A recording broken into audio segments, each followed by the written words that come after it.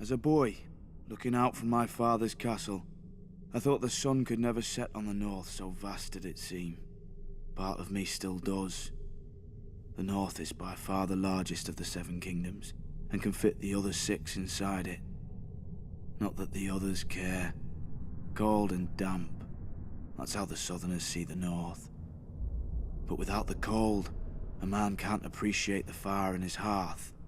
Without the rain, a man can't appreciate the roof over his head. Let the south have its sun, flowers and affectations. We northerners have home. Mine was once Winterfell, the ancient seat of my father's family, House Stark, who have ruled the north since the first men and were once the kings of winter. Growing up, Lady Catelyn made sure I knew I wasn't a Stark, no matter how much blood I shared with her true-born children. But where their name rules over the north, mine is the north. Snow. Our land stretches from the wall down to the neck, a narrow land that divides us from the rest of Westeros. Legend has it that the children of the forest flooded it in their war against the first men.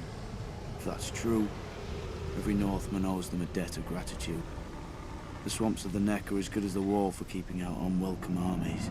And if the swamps don't deter you, the Crannog men should. Small, shy people who rarely leave those swamps, and who follow House Reed, the gatekeepers of the north, and among the most important and loyal bannermen of House Stark. Also a bit strange. I heard their oath of fealty once as a child.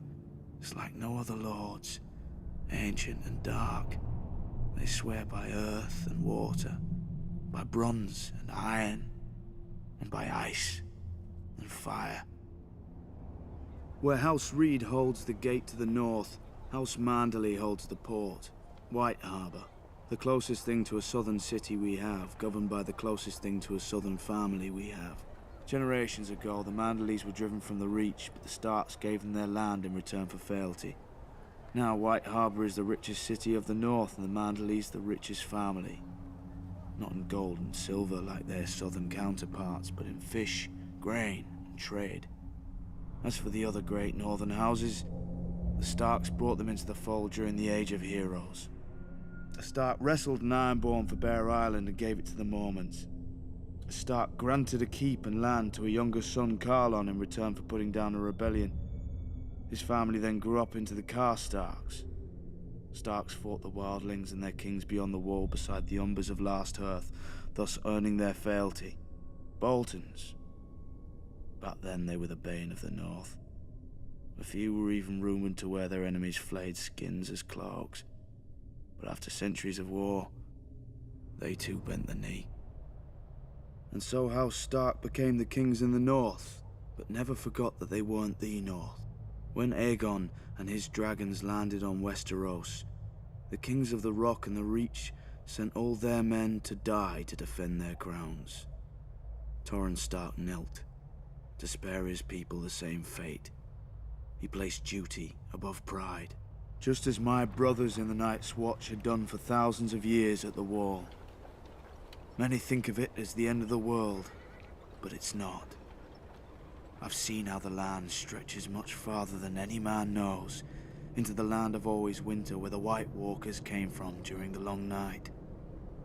After the first men and the children of the forest beat them back, Brandon the Builder raised the wall and set up the Night's Watch to guard the realms of men.